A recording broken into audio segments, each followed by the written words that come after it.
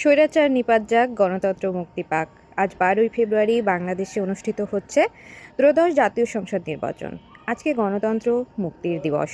দীর্ঘ ১৭ বছর পরে বাংলাদেশে একটি সুষ্ঠু নিরপেক্ষ জাতীয় সংসদ নির্বাচন অনুষ্ঠিত হচ্ছে।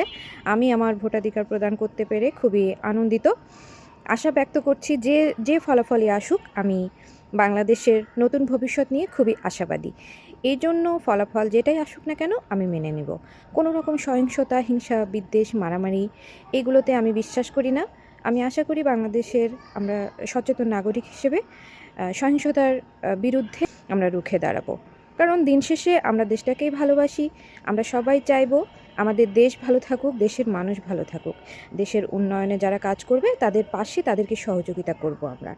নিজ নিজ পছন্দের প্রার্থীকে ভোট দিন, নির্ভয়ে ভোট দিন। আমরা সংস্কার চাই, আর অবশ্যই হ্যাঁ ভোট দিতে হবে।